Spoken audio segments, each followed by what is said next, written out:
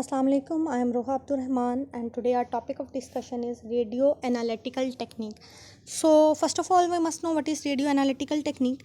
So radio analytical techniques during the use of the radiochemical method analysis spontaneous emission of particles or electromagnetic radiations from unstable atomic nuclei are monitored. The intensity of the emitted particle or electromagnetic radiation is used for quantitative analysis, and the energy of emission is used for qualitative analysis. Radioisotopes may arise from the nuclear reactions both in natural substances and in specially irradiated material.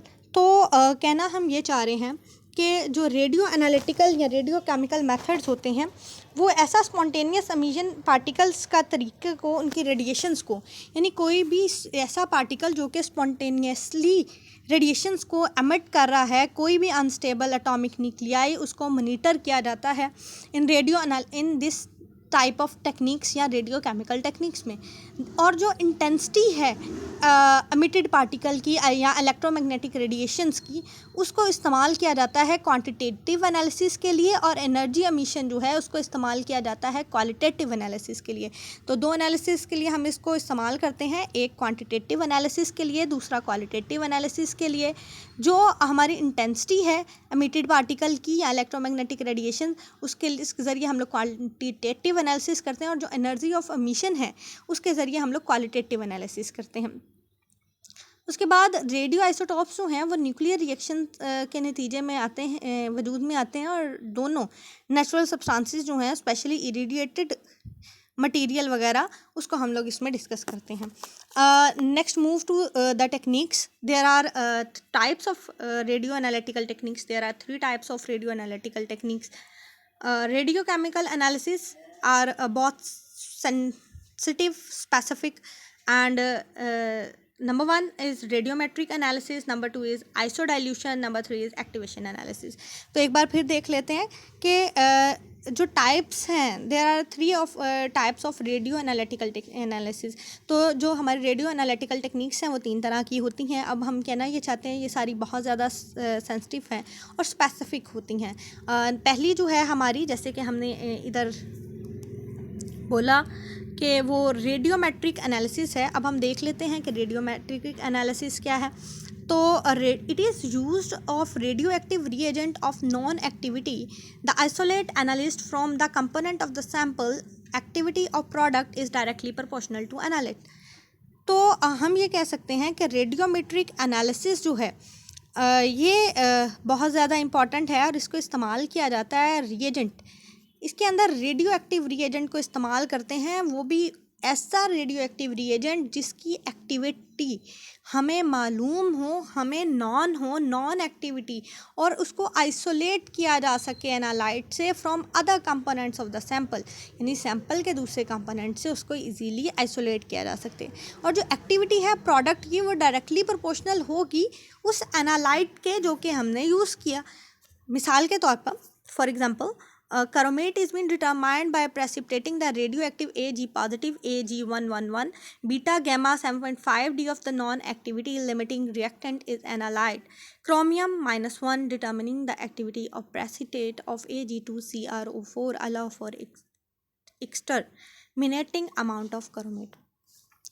यानी chromate जो है उसकी precipitate कर सकते हैं हम लोग इसी रेडियो एक्टिव टेक्निक के ज़रिए, जिसमें बीटा और गैमा रेज 7.5 D के वैल्यू से जो है एक्टिविटी उनकी जो है वो डिफ्रेंशिएट की जा सकती है। इसके अंदर जो हमारा लिमिटेड रिएक्शन है, रिएक्टेंट है एनालाइट का, वो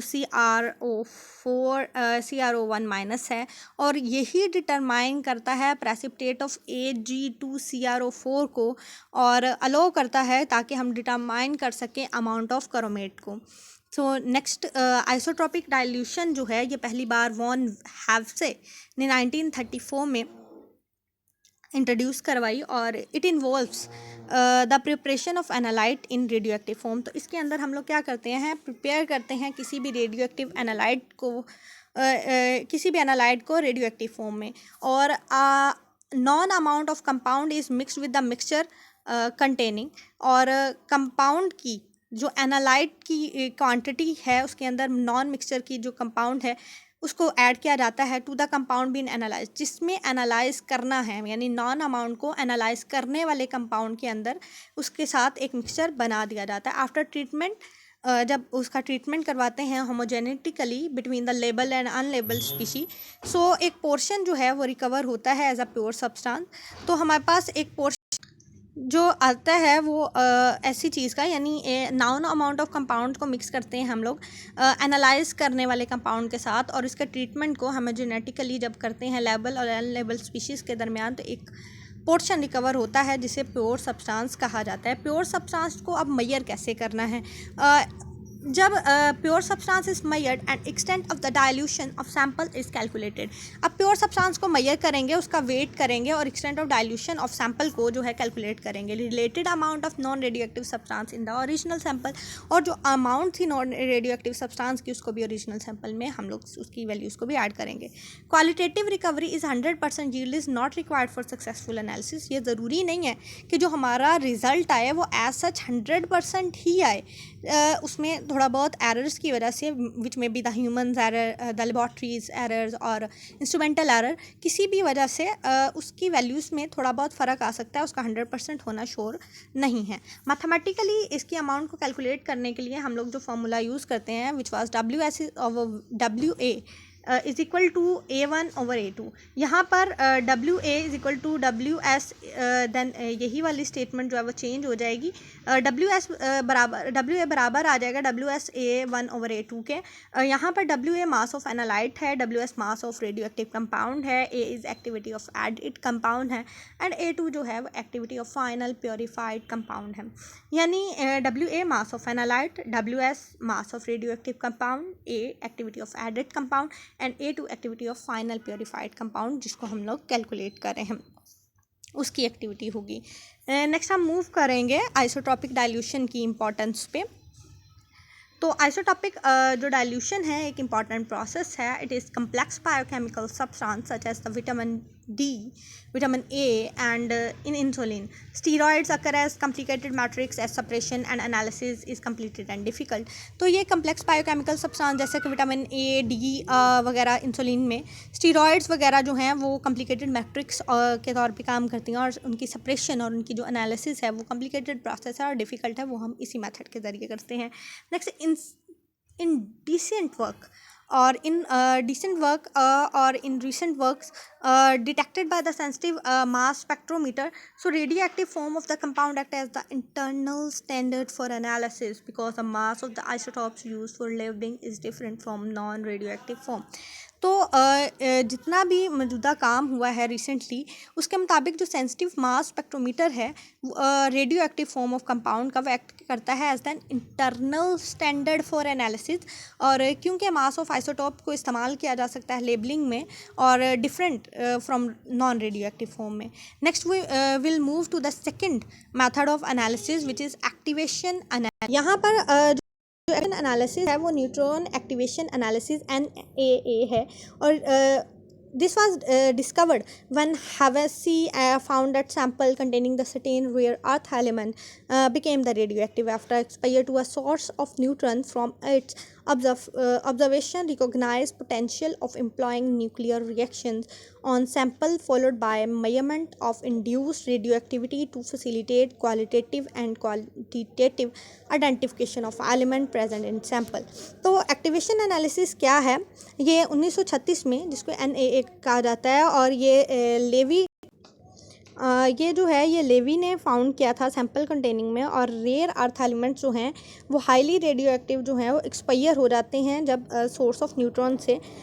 तो फिर हम इसकी ऑब्जर्वेशन लेते हैं जो कि हमें बताती है कि पोटेंशियल क्या है न्यूक्लियर रिएक्शंस का, उनको एम्प्लॉय करने का सैंपल में, और इसके लिए जो इसको फॉलो किया जाता है by the measurement of induced radioactivity to facilitate both the qualitative and quantitative identification of the element. और इसके ज़रिए हम लोग क्वालिटेटिव और क्वांटिटेटिव दोनों आइडेंटिफिकेशन ऑफ एलिमेंट जो सैंपल की हैं जो प्रेजेंट है उसको कर सकते हैं। सो इसके लिए हमारे पास एक ग्राफ है जिसको हम लोग इधर जैसे कि मैंने कहा, अब हम एक ग्राफ डिस्कस करेंगे जिसमें एक्टिवेशन एनालिसिस हम लोग क्लियरली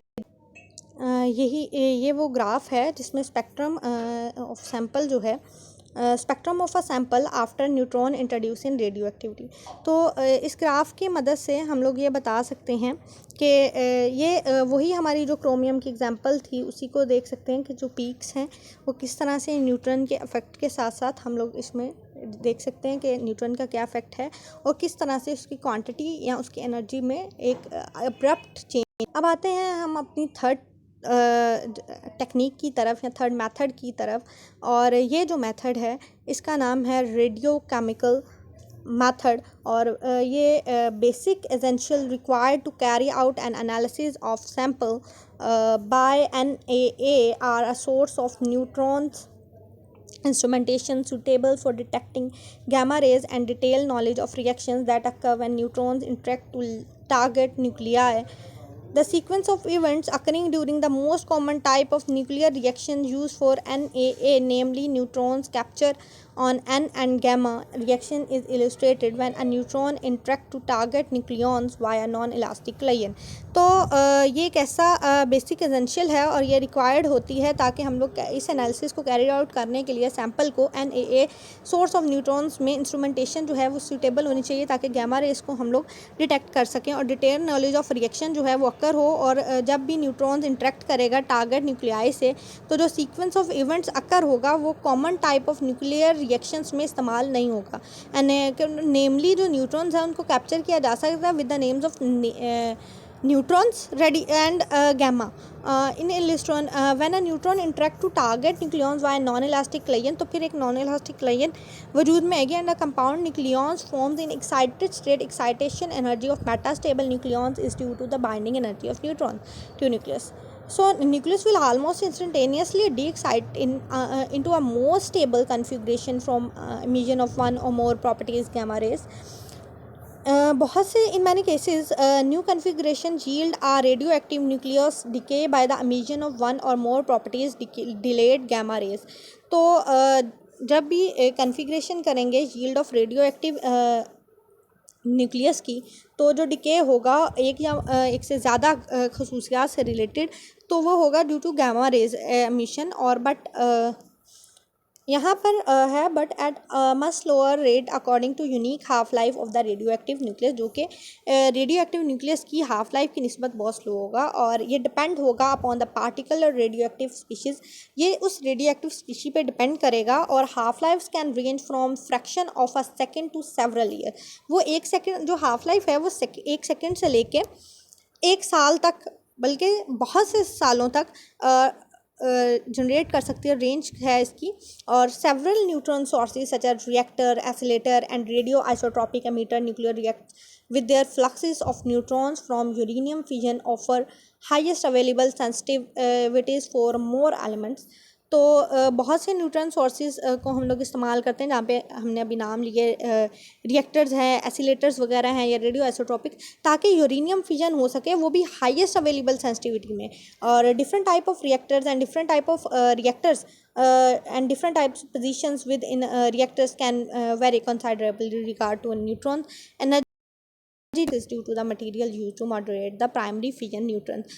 तो होता क्या है कि हम लोग डिफरेंट तरह के रिएक्टर्स क्यों यूज़ कर रहे हैं ताकि न्यूट्रॉन्स की एनर्जी डिस्ट्रीब्यूशन और फ्लक्सेस ऑफ मटेरियल को इस्तेमाल कर सकें to moderate the primary fission neutron, primary fission neutrons को मॉडरेट रखने के लिए। अगर हम इसके ज़रिए एक रिएक्शन देखेंगे, एक पाथवे देखेंगे जिसमें हमें न्यूक्लियर रिएक्टर में होने वाला यह प्रोसेस ज़्यादा क्लियर हो जाएगा। सो ये है रेडियो केमिकल मेथड।